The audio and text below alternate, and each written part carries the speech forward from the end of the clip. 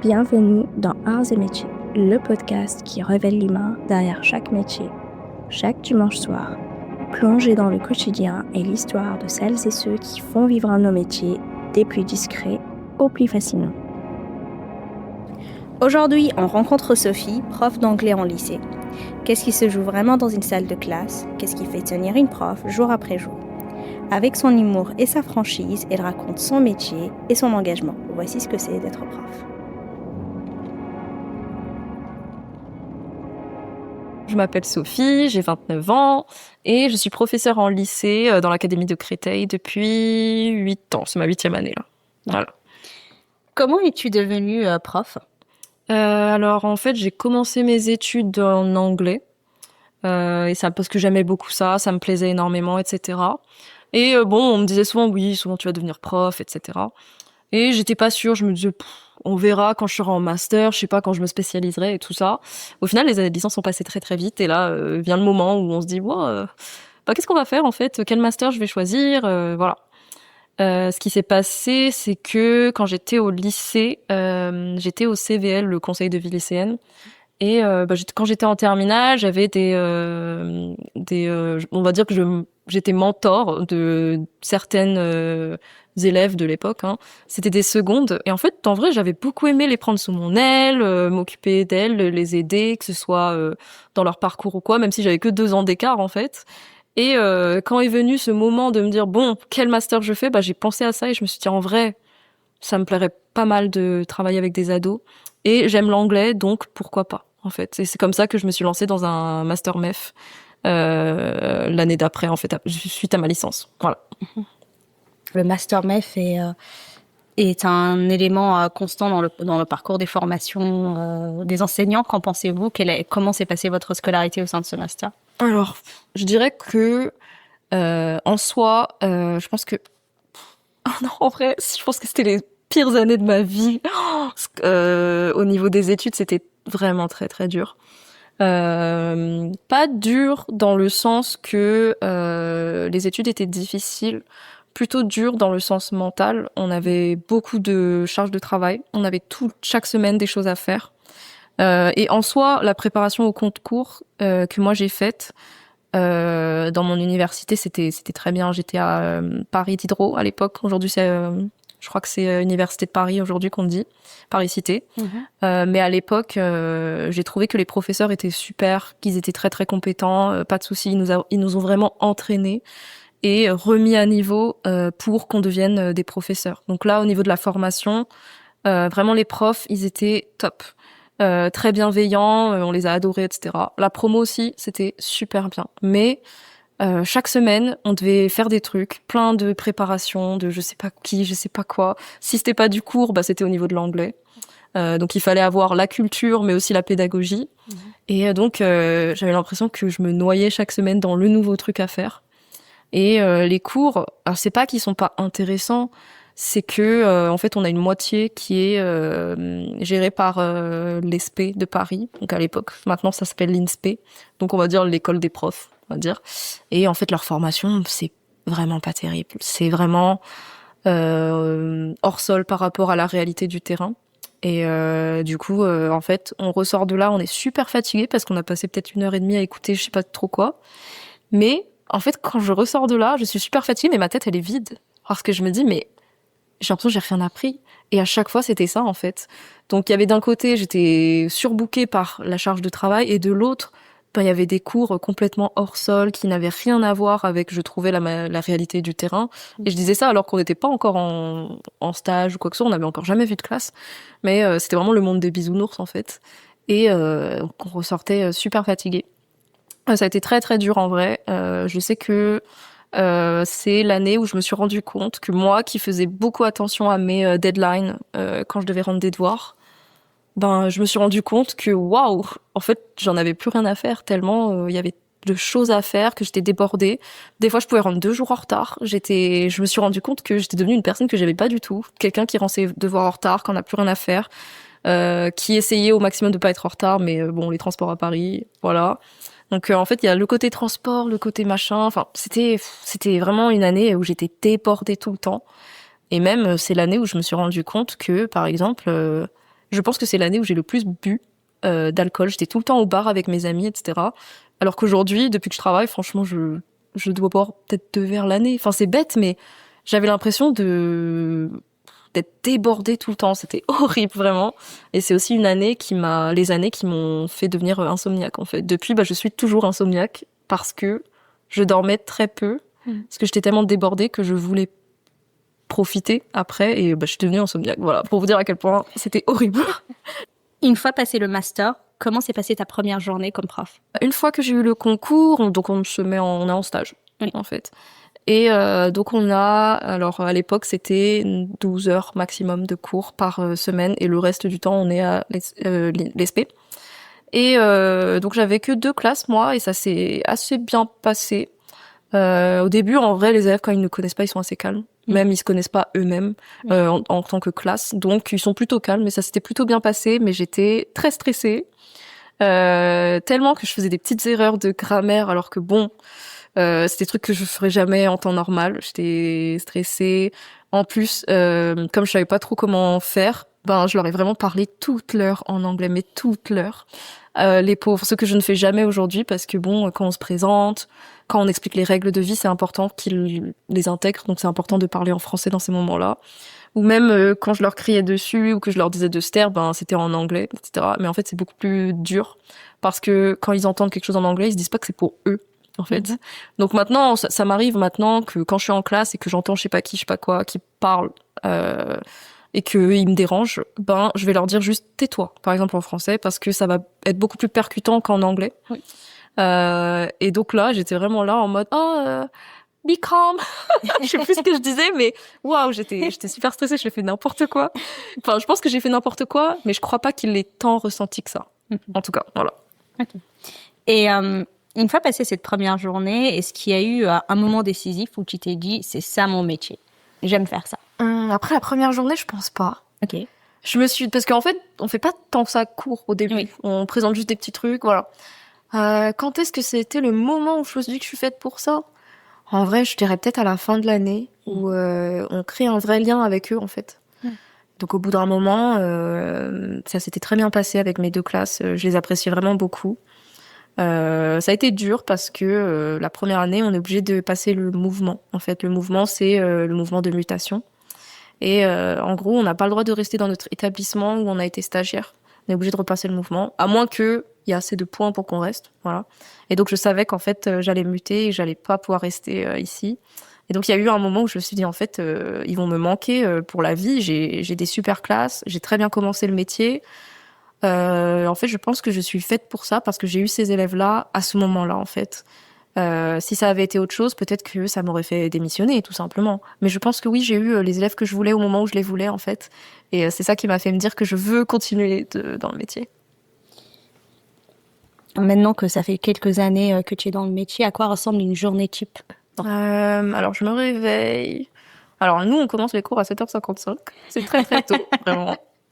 Je me réveille vers 6h50, 6h40.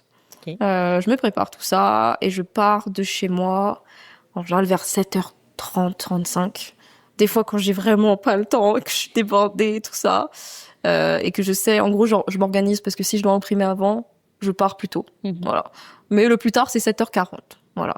Et donc, j'arrive directement en cours où je vais faire mes photocopies. Je prends ma clé USB, tout ça, je vais faire mes photocopies. Je monte en classe et j'enchaîne 1 heure donc de cours. Souvent, en fait, je sais que j'ai préparé tous les documents pour les 2 premières heures parce qu'après il y a la récré et au cas où je peux imprimer après si vraiment je suis débordée. Donc j'enchaîne mes heures à la fin de la journée. Soit j'ai des copies ou j'ai un trou par exemple où je peux justement corriger mes copies. Et à la fin de la journée, je rentre, je m'accorde une grosse pause, voilà. Et le soir, souvent c'est après manger, je réfléchis à tout ce que j'ai fait, parce que je note en fait à la fin de la journée où est-ce que je m'en suis arrêtée.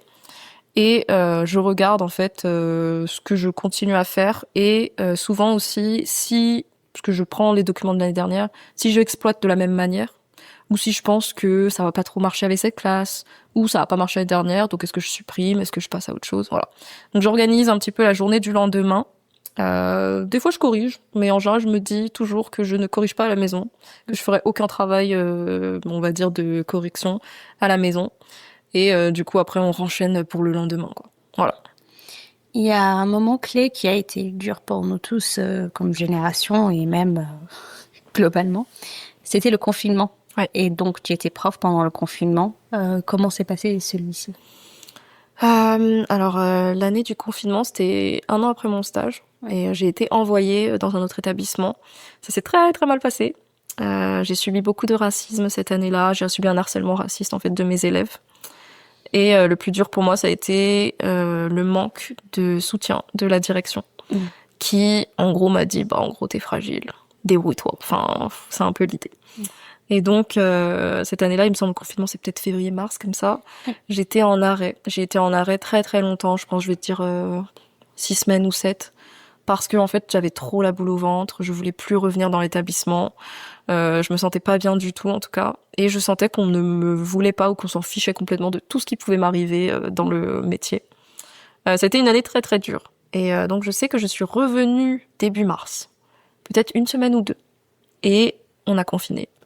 Et quelque part, je sais que quand on a annoncé le confinement, je crois que j'ai hurlé parce que je me suis dit que ça allait me sauver la vie, que j'allais pouvoir en fait passer, en tout cas les cours ou enfin cette année-là, une partie de cette année-là chez moi et ne pas m'en vouloir en fait. Et donc en fait, je pense vraiment que ça, quelque part, ça a sauvé ma vie. Parce que peut-être que j'aurais démissionné si j'avais continué, tellement c'était dur, que c'était mentalement prenant. Voilà. Donc voilà comment je l'ai ressenti. Après, donc ça c'est mon ressenti personnel. Après, j'ai quand même donné des cours aux élèves, des visios, etc. Mais c'était très dur parce que même si on leur dit bon, allumez vos caméras, allumez vos trucs, ils ont toujours leurs excuses. Forcément, moi je comprends aussi que j'ai pas envie de m'afficher en vidéo, en audio, etc. Donc vraiment c'est un cours où tu parles toute seule pendant 1 heure. Voilà.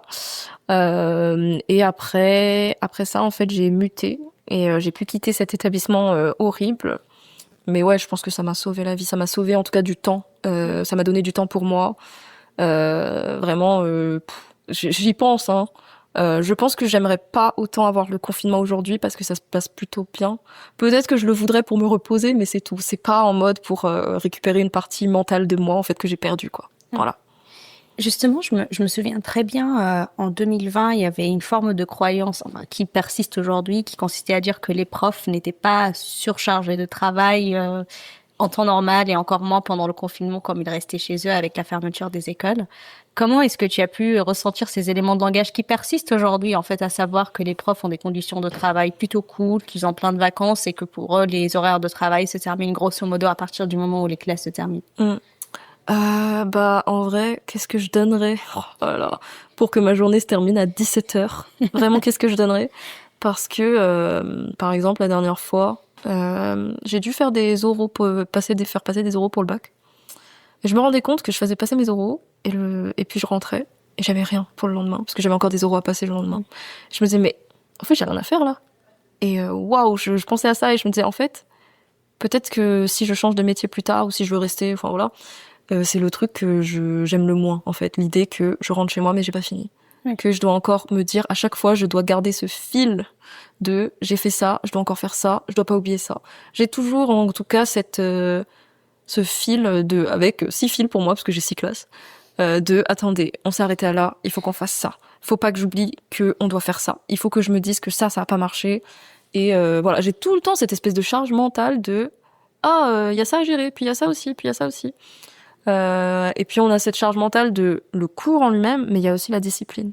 Donc faut jamais que j'oublie que lui il a fait des bêtises, je l'ai puni, il faut que je vérifie bien qu'il a signé son truc, etc. Parce que je sais très bien que si je n'ai pas de rigueur à ce niveau-là, les élèves vont le sentir et ça va partir en cacahuète rapidement. Donc j'ai tout le temps cette espèce de double fil, donc 6 fils pour mes 6 classes, mais au final j'en ai 2 parce qu'au cas où si ça se passe mal, ça fait 12 en fait. Donc voilà, parce que la rigueur c'est super important en fait dans ce genre de métier et on construit avec les élèves et on leur dit des choses, mais on ne doit pas. En fait, il faut qu'on soit cohérent, on va dire. Et donc j'ai toujours besoin de cette cohérence et je sais que si j'oublie un truc, si je suis fatiguée d'un truc et que j'oublie machin, c'est fichu. Donc c'est très très dur en fait d'avoir cette cette espèce de charge mentale à chaque fois. Et vraiment, qu'est-ce que je donnerais vraiment pour que ma journée se finisse juste à 17h, que je mange, et le lendemain, je me dis juste, oh, qu'est-ce qu'il faut que je fasse? Voilà. J'aimerais trop. Mais non, au final, ça nous prend une grosse partie de notre temps, de notre mental. Quand même, c'est assez chiant, on va dire. Il y a des gens, je pense, qu'ils rentrent et ils se disent, oh, bah, je gère ça demain, et puis voilà. Malheureusement, j'ai pas cette chance, mais ouais, en vrai, on travaille quand même beaucoup, ou en tout cas, ça nous prend mentalement beaucoup, parce qu'il faut tout noter sinon. Donc voilà, quand même, ça nous prend beaucoup de notre temps. Ouais. Qu'est-ce qui surprend ceux qui découvrent toujours ton métier? Le fait qu'on fasse nos cours de A à Z. Je crois que ça, je sais pas ce qu'ils se disent, mais je crois qu'ils se disent dans notre tête qu'on prend les cours d'autres gens, qu'on suit juste le manuel, je sais pas trop. Que en fait, non, du début à la fin, bon, je pense qu'il y a des gens qui reprennent quand même, mais du début à la fin, quand même, on gère nos trucs. Parce que même si on reprend les cours de quelqu'un d'autre, en vrai, chacun a sa manière de faire.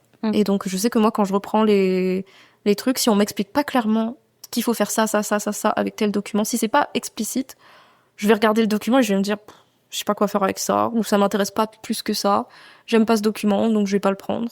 En tout cas, si c'est pas clair du tout, et c'est la plupart du temps, c'est comme ça, parce qu'au fond, moi, je sais ce que je vais faire de mes documents. Je vais pas l'expliquer en long, en large avec d'autres gens. Donc, les gens, ils se disent que on a déjà les cours et on peut prendre au pire les cours de quelqu'un d'autre. Au final, c'est pas si facile parce que quand on maîtrise pas tel document ou tel exercice, les élèves le sentent. Il suffit juste qu'on oublie une consigne ou un truc très bête et ça part en cacahuète. Donc au final, non, c'est pas si facile que ça. Et nous, on prend vraiment nos cours qu'on travaille et qu'on perfectionne chaque année. Et on est obligé on a peut-être des petits éléments d'aide, mais au final, on fait nous-mêmes tout le reste, quoi. Quel est ton plus beau souvenir dans ce métier? J'ai 2 classes en particulier qui me tiennent vraiment à cœur. J'ai ma première classe que j'ai eue il y a 8 ans aujourd'hui. Ah, ils étaient trop mignons et je me rappelle d'un moment où on a fait un goûter et alors c'était mon dernier jour et ils le savaient, etc. Et ils ont été adorables, c'était trop mimi. Puis il y a eu un moment où je me suis dit, ah venez, ça veut dire on fait un jeu? Et donc ça m'est venu toute seule. J'ai fait, oh bah venez, on fait un espèce de Colin Maillard en fait. On va bander les yeux de quelqu'un et vous devez lui dire des directions en anglais. One step forward, one step backward, voilà, pour que il trouve une personne en particulier et il doit essayer de voir c'est qui cette personne. Voilà, c'était assez simple comme ça. Au bout d'un moment, ils ont fait 2-3 tours et ils m'ont fait, oh madame, vous voulez pas le faire? Et puis il y a eu moi qui me suis dit, ouais, ok, pas de souci. Alors que en vrai, maintenant que j'y pense, je pense que la personne que je suis aujourd'hui n'aurait jamais accepté. Parce que avoir les yeux bandés au milieu de sa classe, faut le faire quand même. Donc ils m'ont bandé les yeux, puis je me suis avancée, j'ai trouvé une élève. Et quand j'ai retiré mon bandeau parce que j'avais deviné qui était l'élève, elle avait un cadeau en main. Et ils ont crié et tout. J'étais là, oh! Et je me rappelle que quand j'ai ouvert, j'avais vraiment, il y a eu vraiment ce moment où je me suis dit, oula, je vais pleurer. Et je me suis dit, non, tu peux pas. Et je me suis retenue. Donc je pense qu'on voit sur les vidéos qu'ils ont peut-être 2 secondes où j'ai les larmes aux yeux. Et après ça fait, non, c'est mort. Vraiment, c'est un de mes meilleurs moments, je pense. Et l'année dernière, on a eu une classe avec ma co-PP, parce qu'on est 2 en PP terminale, où c'était vraiment bien, vraiment. Je sens qu'on a créé un lien pour la vie avec ces jeunes-là. Ce qui est étrange parce que j'aurais cru que personne ne pouvait dépasser ma première année où j'étais si jeune et où le lien était beaucoup plus proche avec ces élèves-là. Et au final, je vois que c'est possible de nouveau. Ça m'a vraiment ouvert le cœur de nouveau, en fait, de me dire que oui, c'est encore possible. Et je sais qu'on a fait tellement de choses, d'activités avec eux. On est allé au parc Astérix, on a été, ils ont créé une cérémonie d'Oscar un petit peu pour chacun des personnes de la classe qui a reçu un trophée pour, je sais pas moi, la tueuse des langues, le trop fort en histoire, des choses comme ça. Voilà. Quel trophée tu as reçu, toi? Moi on a eu toutes les 2 la meilleure prof. Okay. Voilà, vraiment adorable. Ça a été culminé par le bac en fait. Et l'un de nos élèves avait une forme de leucémie assez agressive. Et on a failli le perdre cette année-là. On a cru vraiment qu'on allait le perdre. Et quand il nous a dit qu'il avait eu le bac, alors que bon, il avait manqué pas mal de cours, c'était dur. Je sais que j'ai pleuré. Alors là, je me suis même pas retenue. Je l'ai regardé, j'ai fait, oh, c'est bon, je pleure. Je regarde ma copépé et je me dis, s'il te plaît, essaye de me calmer. Et je vois qu'elle pleure aussi. Et là, j'ai fait, non, c'est pas possible. Donc on a toutes les deux pleuré. Il nous a pris dans ses bras et lui aussi il était comme ça. Donc vraiment, ça a été je pense que c'est l'un des plus beaux moments que j'ai vécu dans ma carrière et j'y penserai longtemps encore. Justement, le lien avec les élèves est très important, surtout qu'il est très difficile de mettre la frontière entre le privé et le scolaire, surtout quand on est pépé. Comment est-ce que tu arrives à maintenir ce lien et à fixer cette limite? En vrai, je trouve pas que ce soit si difficile que ça, parce que je pense que tout vient d'eux et que je suis pas censée en fait m'immiscer, on va dire personnellement en fait je maintiens en tout cas cette manière d'être où je m'efface et c'est eux, on parle d'eux et j'essaye de pas trop mettre mon grain de sel dedans. Je sais que ça m'arrive de temps en temps de leur donner quelques infos sur moi, mais par exemple la plupart du temps, ils sont pas trop au courant de mes origines, de mon âge. Après, je pense que pour eux, c'est un peu tabou. Ils se disent peut-être qu'elle va mal le prendre si on lui demande. Voilà. Je sais que c'est assez rare qu'ils me posent des questions personnelles. Ou alors, ils m'attendent en fin d'heure. Ils me font « Oh, madame, nani, nanan ». S'ils sentent que peut-être ils ont une espèce d'affinité avec moi. Donc, ça arrive pas si souvent que ça. J'essaye vraiment de m'effacer au maximum et de rester dans le cours. Si ils essayent de me demander un truc un peu personnel, je dévie, je fais non, on n'est pas dans le cours là. Tu me demanderas ta question plus tard si tu veux, mais là non. Et au final, ils sont assez égocentriques les enfants au final, donc ils parlent beaucoup d'eux et ils se rendent pas toujours compte que au final nous on est là et on est des vraies personnes. Je pense pas que des fois ils me voient au supermarché, ils se disent ah mais elle fait ses courses. Voilà. Je crois que dans leur tête, on est assez flou, on est une personnalité un peu. Ils savent pas trop en fait de nous. Ils savent juste la matière et puis voilà quoi. Voilà. Donc c'est pas si difficile que ça. Je comprends. Justement, tu l'as un peu évoqué dans ta réponse quand on a parlé du confinement. Et peut-être que je présume, mais est-ce que cette année où tu as subi du harcèlement et un manque de soutien de la part de l'établissement a été le moment où tu as failli tout arrêter? Et comment est-ce que tu as justement retrouvé le plaisir à enseigner après avoir vécu des choses aussi difficiles au quotidien? J'ai mis beaucoup de temps, franchement. C'était assez dur. Où en fait, c'est cette réalisation soudaine. C'est un truc qui m'a un peu radicalisée, on va dire. Cette réalisation soudaine qu'il pouvait m'arriver n'importe quoi dans le métier. Et que personne, il y aurait rien pour, il y aurait pas de punition, pas de sanction pour n'importe quoi qui pouvait m'arriver. Là, j'ai subi un harcèlement, mais si je subis de la violence, si je deviens handicapée à cause du métier, peu importe. Qu'est-ce qui allait se passer? Est-ce qu'il y aurait, on va dire, quelqu'un qui allait payer? Et c'est là que je me suis rendu compte que non, que tout pouvait arriver. Mais c'est une grosse réalisation parce que oui, c'est vrai que dans la vie, il y aurait quelqu'un qui peut nous rendre, je sais pas, t'as un accident de voiture, tu peux être paraplégique à cause de quelqu'un. Est-ce que la personne va payer au final? En fait, c'est comme pour tout dans la vie, mais c'est juste que je l'avais pas réalisé dans mon métier. Donc ça a été très très dur. Et je me suis dit peut-être, il y a eu vraiment un moment où je me suis dit peut-être que je devrais démissionner en fait. Ce qui s'est passé, c'est que pendant ces semaines-là où j'étais pas trop présente et que j'étais absente, etc. de cours, j'ai essayé de revenir aux sources. Donc je suis revenue dans l'établissement où j'avais commencé pour revoir mes anciens élèves en fait. Et ils m'attendaient tous, ils étaient trop mimi et vraiment ils ont essayé de m'apporter du soutien, ils ont essayé de me rassurer, etc. Oh, vous étiez une bonne prof, c'est grâce à vous que je suis devenue comme ci, comme ça.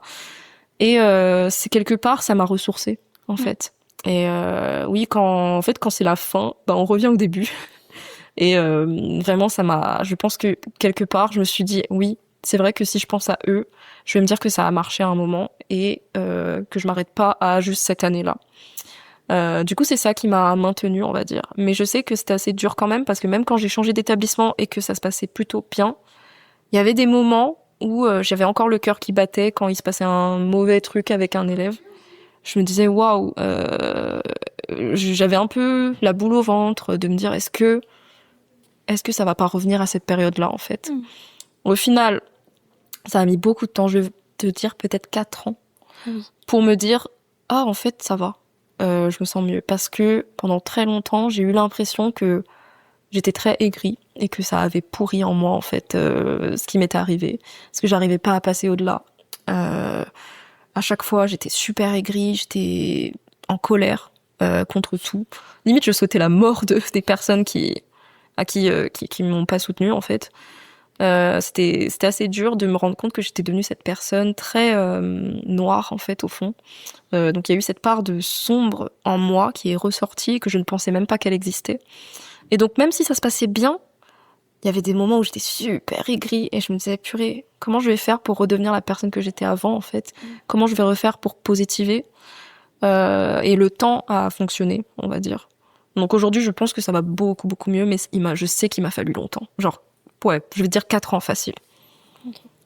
On a commencé un peu à l'évoquer, mais quels sont les clichés qui circulent sur ton métier et sur lesquels tu aimerais lever le doute? Cliché, c'est qu'on est souvent des feignasses, qu'on est tout le temps en vacances. Et en vrai, maintenant, ça fait 8 ans que je travaille et j'ai assez de cours accumulés pour justement avoir une base et ne pas tout le temps refaire mes cours.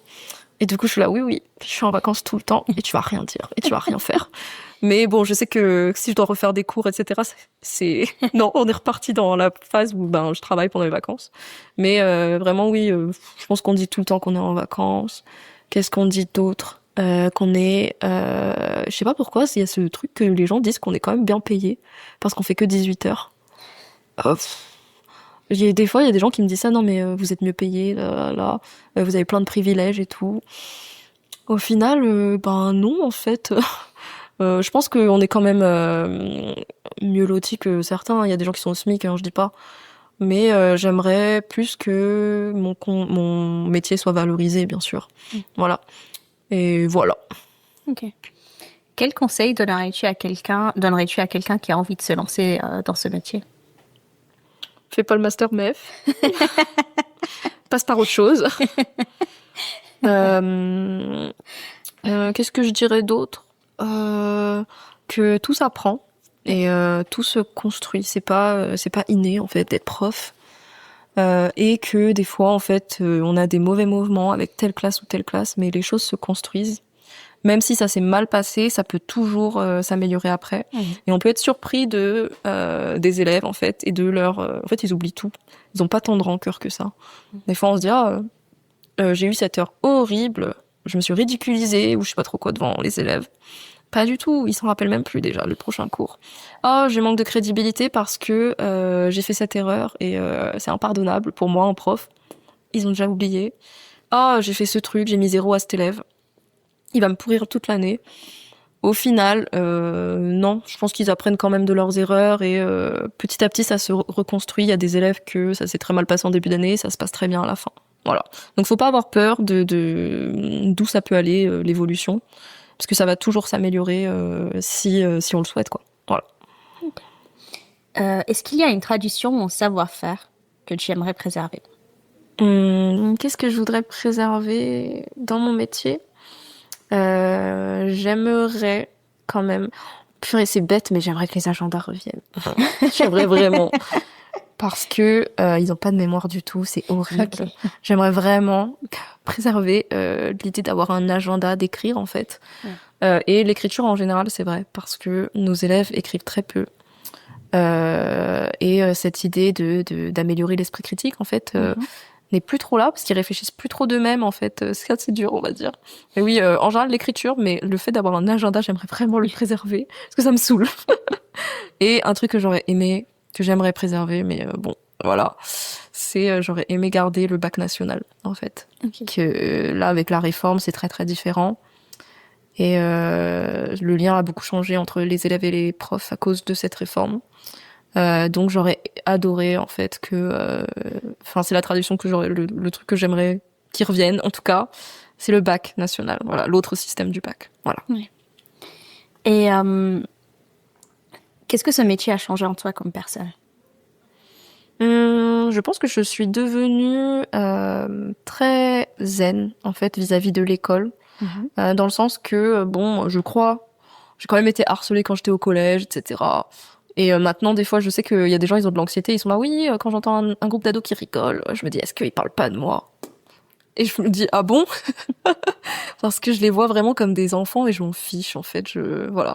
Ça m'a beaucoup, on va dire, dédramatisé du milieu scolaire, etc. Je dis pas que je me sentais pas safe dans un environnement scolaire, mais ça peut prêter à l'anxiété au final. Et je sais que quand j'étais au collège, j'avais beaucoup d'anxiété sociale, on va dire. Et ça m'a beaucoup calmée là-dessus. Je sais aussi que je peux faire des speeches à 35 élèves. Et donc, je suis beaucoup plus zen mentalement de discuter avec des grandes foules ou quoi. Enfin, j'ai pas peur de ça maintenant. Alors que je pense qu'avant, j'aurais été beaucoup moins prête à faire ça, en fait. Voilà. Qu'est-ce que ça m'a apporté aussi En fait, on découvre tout le temps des nouvelles choses et ça, c'est super bien.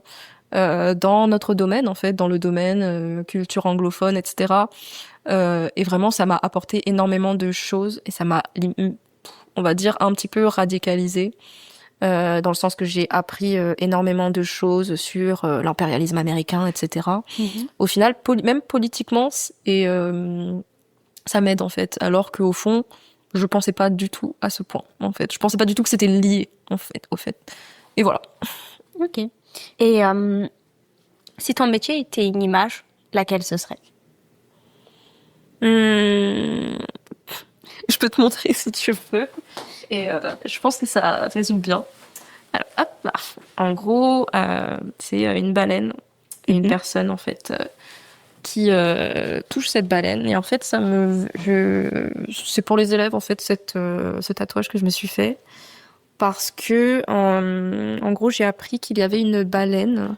Alors, je crois que c'est 51. Je sais plus. 51 Hertz, je crois comme ça. Elle s'appelle comme ça parce que son cri, il est à, je crois, 51 Hertz. Bon, je vais te dire, si ça se trouve, c'est pas 51, mais voilà. Et c'est la seule baleine qui crie à 51 Hertz, en fait. Ça veut dire que toutes les autres baleines, je crois que c'est un petit peu plus au-dessus, et donc elles ne l'entendent pas. Et donc elle est toute seule. Et c'est dû à, je crois, c'est parce que c'est une hybride de deux types de baleines ou quelque chose comme ça.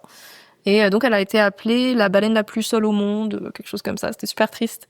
Et du coup, moi, quand je pensais à cette baleine, en fait, je pensais à mes élèves, les futurs élèves, ceux qui détestent l'anglais, ceux qui sont dans des conditions super dures, ceux qui ont beaucoup de mal, ceux qui ont des difficultés, que ce soit familiales, etc., etc. Et à chaque fois, je me suis dit que j'essaierais de les approcher. Voilà. Donc, c'est mon image. Comment vois-tu l'avenir de ton métier dans 20 ans?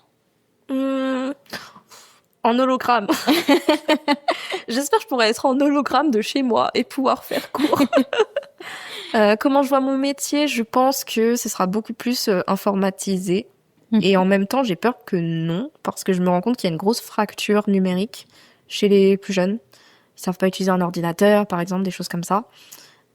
Du coup, j'espère quand même que ce sera beaucoup plus de numérisation, mais intelligente, on va dire.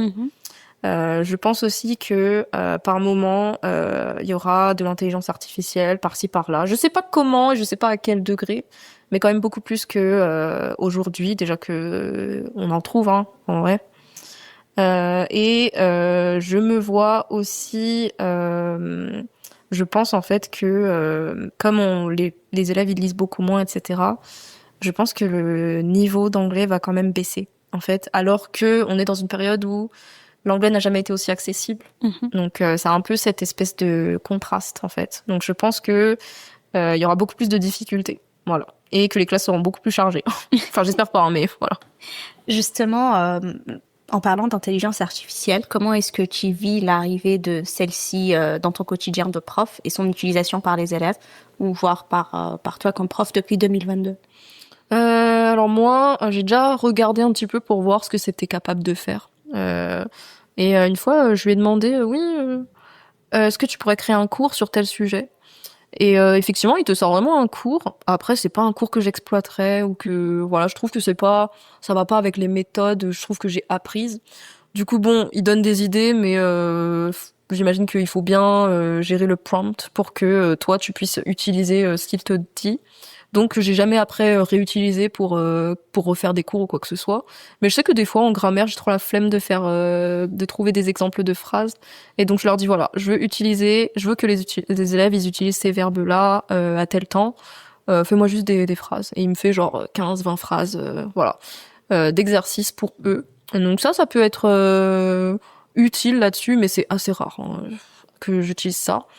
Et sinon pour les élèves en eux-mêmes, ils l'utilisent pas très intelligemment en fait. Ce qui se passe, c'est qu'ils prennent la photo entière du contrôle par exemple, et ils vont demander à ChatGPT de faire le devoir pour eux. Ce qu'il fait, hein, et en fait après ils recopient mais tout entièrement avec leur montre ou avec leur portable.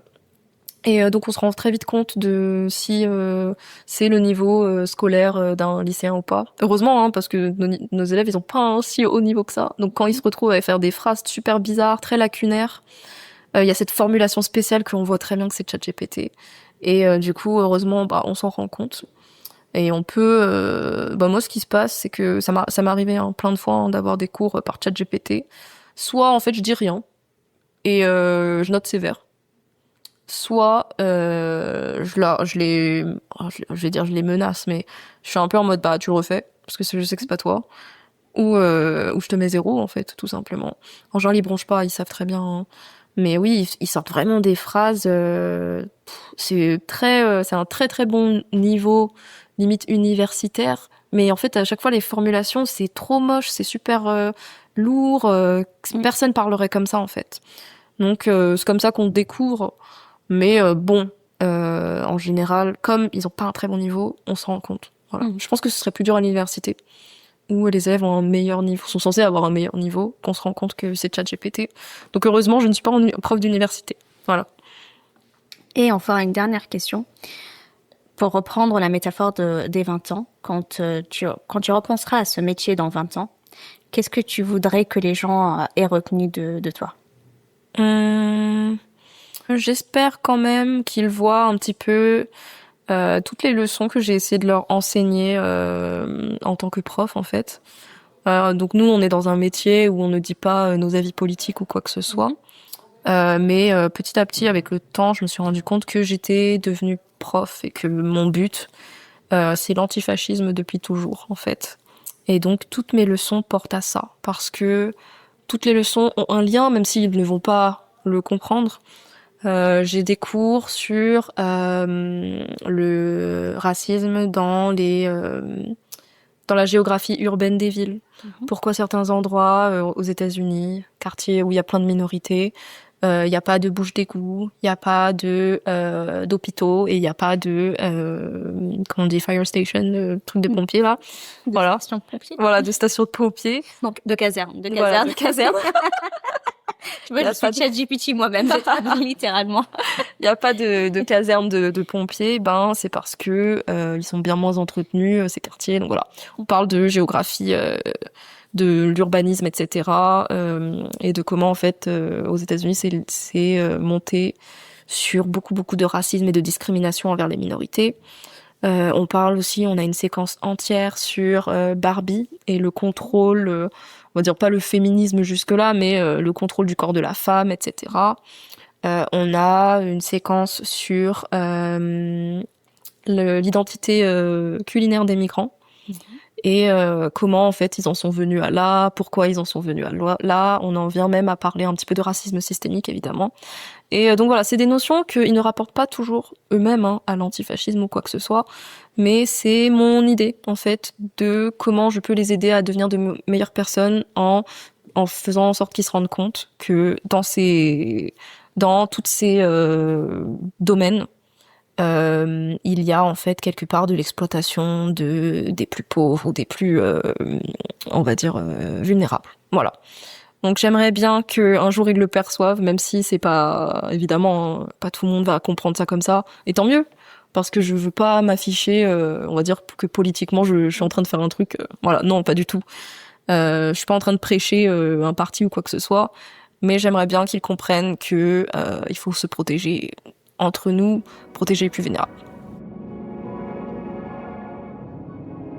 Merci d'avoir écouté Arts et Métiers.